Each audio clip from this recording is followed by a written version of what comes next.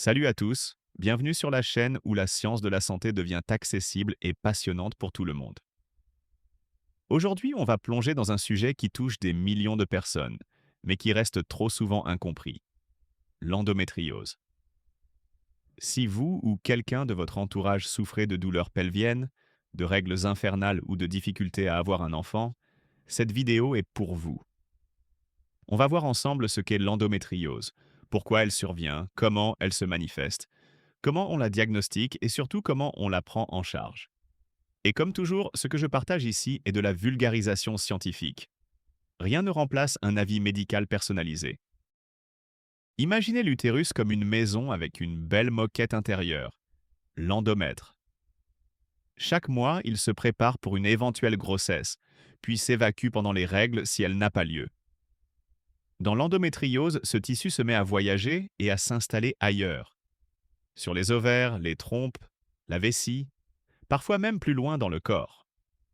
Mais une fois déplacé, il continue à réagir aux hormones comme s'il était dans l'utérus. Il gonfle, saigne, s'inflamme, sauf qu'il n'a aucune issue. Cela provoque alors de l'irritation, des cicatrices et des adhérences, comme des toiles d'araignée qui collent les organes entre eux. On estime que cette maladie touche une femme sur 10 en âge de procréer, soit près de 190 millions de personnes dans le monde. C'est énorme. Pourquoi ça arrive? La science n'a pas encore toutes les réponses, mais plusieurs pistes solides existent. La plus connue, c'est la menstruation rétrograde.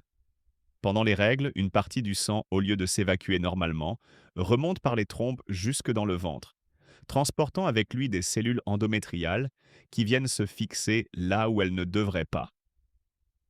Presque toutes les femmes auraient ce reflux, mais d'ordinaire, le système immunitaire élimine ces cellules. Chez celles qui souffrent d'endométriose, ce système de surveillance est défaillant et les cellules prolifèrent. À cela s'ajoutent des facteurs génétiques. Le risque est multiplié par 7 si une mère ou une sœur est concernée, et hormonaux, puisque l'œstrogène nourrit ces tissus. Enfin, des facteurs environnementaux et immunitaires sont de plus en plus étudiés, avec des liens possibles vers d'autres maladies chroniques. On est donc face à un puzzle complexe où plusieurs pièces s'emboîtent. Immunité, gènes et hormones. Concrètement, qu'est-ce que ça provoque? Contrairement à une idée reçue, l'endométriose, ce n'est pas simplement avoir des règles douloureuses. C'est souvent une douleur pelvienne chronique, des crampes qui clouent au lit, des saignements abondants, parfois des douleurs pendant les rapports, les selles ou la miction. Certaines femmes souffrent aussi de fatigue permanente, de ballonnements, de nausées. Et dans près d'un cas sur deux, il y a un impact sur la fertilité, parce que les trompes peuvent se boucher ou que les ovules sont altérés. Ce qui rend la maladie encore plus complexe, c'est que la gravité des symptômes n'a rien à voir avec l'importance des lésions. Une petite lésion peut faire terriblement mal, alors qu'une atteinte sévère peut passer inaperçue. Et tout cela pèse lourd psychologiquement, avec de l'anxiété, de la dépression, parfois un sentiment d'isolement, d'autant plus que cette douleur invisible est souvent banalisée. Le vrai problème, c'est le retard au diagnostic. En moyenne, il s'écoule entre 7 et 10 ans entre les premiers symptômes et le moment où le diagnostic est enfin posé. Pourquoi un tel délai? Parce que les douleurs sont souvent minimisées, considérées comme des règles normales, ou bien confondues avec d'autres maladies comme le syndrome du côlon irritable. Pendant ce temps, les lésions évoluent. L'inflammation s'installe et les cicatrices s'aggravent. C'est ce retard qui explique en partie la sévérité de beaucoup de cas au moment du diagnostic. Pour en arriver là, les médecins commencent par un interrogatoire détaillé et des examens d'imagerie comme l'échographie ou l'IRM, qui peuvent orienter. Mais pour être sûr, il faut souvent une laparoscopie, c'est-à-dire une petite caméra introduite dans l'abdomen pour voir directement les lésions et éventuellement faire une biopsie.